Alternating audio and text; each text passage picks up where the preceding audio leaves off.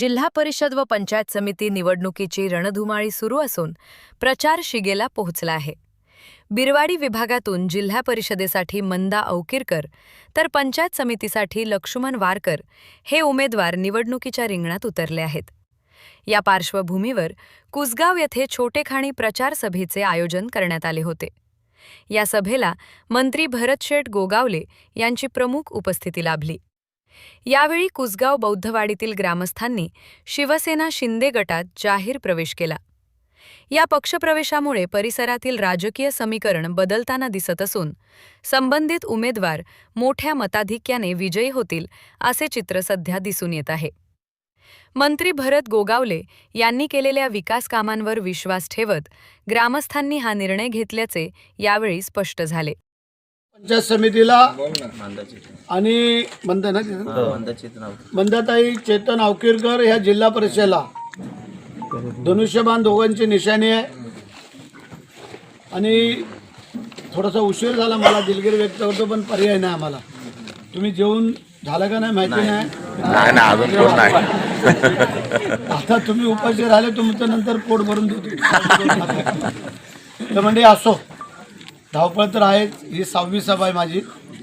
मी पहिलं तुम्हाला धन्यवाद देतो आणि आज जे काय पक्षप्रवेश करणार आहे ते तुमचं मी मनापासून सरसे स्वागत करतो, अभिनंदन करतो। आता असू म्हणजे असं म्हटलं गेलेलं आहे, सुखामध्ये सगळे साथीदार असतात, परंतु अडचणीमध्ये जे उभे राहतात ते खरे साथीदार।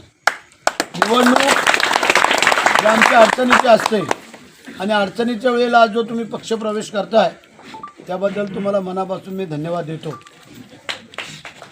म्हणजे आपण असं म्हटलं गेलेलं आहे, ज्याला ताण लागली त्याला पाणी द्या, ज्याला भूक लागली त्याला जेवायला द्या, ज्याचं पोट भरले त्याला पंचपक्वान्न दिलं तरी काय त्याचा उपयोग नाही।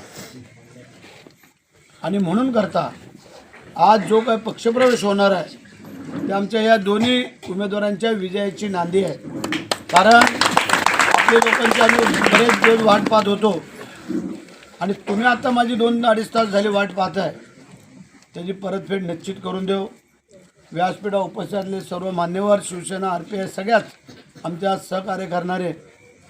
आता आपली एक मागणी आहे, खांबे तुम्ही सांगितलेत का या गोष्टीची? हो, आपले क्रांतीस्तंभाजवळ का कुठं आहे? भीमनगर जागा आहे का? आरक्षित जागा आहे। हरकत नाही आहे। जसं आता डॉक्टर बाबासाहेब आंबेडकरांचं सुशोभीकरण आम्ही हातात घेतलेलं तलावाच्या सहित, त्यानंतर शाहू महाराजांचं सभागृह, त्यानंतर तो जो परिसर आहे सगळा क्रांतीस्तंभ आणि तो, कारण पुढच्या वर्षी 27ला आपलं 100वं वर्ष पूर्ण होतं आहे। आणि त्यासाठी आमची संकल्पना आहे की अमृतसरच्या धर्तीवरती 14 तळ्याचं पाणी पिण्यालायक करायचं आहे।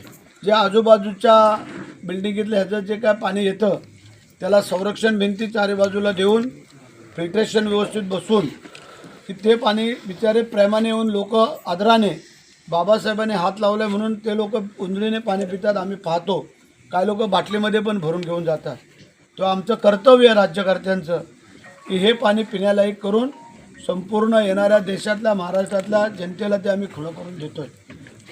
तर त्यासाठी तर आम्ही करतोय, परंतु ही जे आज तुम्ही नवीन संकल्पना आणली, चांगलं तिथं बौद्धविहार व्हावं, तर ते तर आपण आपले साहेब आहेत नगरविकास खात्याचे मंत्री, त्यांच्या फंडातून ती देण्याची जबाबदारी आज मी तुम्हाला शब्द देतो। मंगळवार आहे, रात्री